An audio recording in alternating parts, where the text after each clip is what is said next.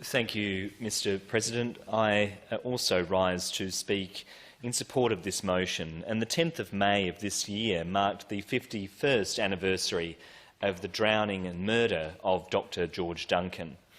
Dr Duncan, who was 41, had returned to Australia from London to take up a lectureship in law at the University of Adelaide, teaching in Roman law. He was an extremely shy, intensely private man, and he may never have publicly identified as a homosexual. Dr Duncan had only been in Adelaide for 6 weeks when he was thrown into the River Torrens near Kintore Avenue. The River Torrens was a well-known meeting place for gay men at that time, and on the night that Dr Duncan ventured down the riverbanks, male homosexual acts were still illegal in all Australian states and territories. The law effectively criminalised gay men because of who and what they were. The law made gay men the targets of violence. And at around 11 p.m. on the 10th of May in 1972, Dr Duncan was thrown by a group of men into the river, and Dr Duncan was unable to swim and he drowned. The events that followed are well documented, but, Mr President, it's important to note that this event was a catalytic event for our state. The death of Dr Duncan was not isolated. Many gay men at that time were victims of homophobic violence and hate crimes.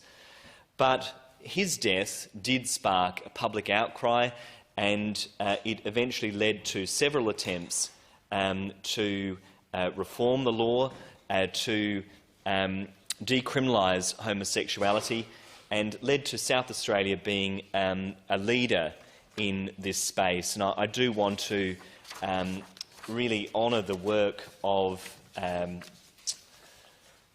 Don Dunstan as Premier at that time, and Peter Duncan, who it should be noted is no relation to Dr Duncan, but Peter Duncan, who introduced a bill to reform those oppressive laws. I often remark when I talk about the death of Dr Duncan and the Gay Law Reform Project, how lucky I am as an out and proud gay man to have been a beneficiary of the changes that have been made over many years. I know the Honourable Ian Hunter's not here today, but I do want to acknowledge that he's been a long-term advocate for gay law reform here in this state, and someone who's been out and proud in public life for many years. I think as a result of the advocacy of people like Mr Hunter and gay men of his generation, society has changed for the better for people like myself, so I'm really appreciative of that. We did see the other day was International Day Against Homophobia, biphobia and transphobia, and that's also an opportunity to reflect on how far that we've come, Mr President, in the road for equality and justice for LGBTI people. I mentioned that it is a lot easier these days being in public life as an out gay man, but I was recently reminded of some of the terrible discrimination that still exists out in the community and that gay men can face, even in parliaments, when I saw the despicable comments that were made by Mark Latham in New South Wales in relation to Alex Greenwich, who was an out and proud gay man in that parliament. Those despicable comments, hateful, revolting comments, really were a reminder of the discrimination that gay men can still face. And I still hear reports of gay men experiencing homophobic abuse out on our streets, people being scared of coming out in their workplaces, and people being scared of revealing their sexuality to their friends and their family. So there's still lots of work to do.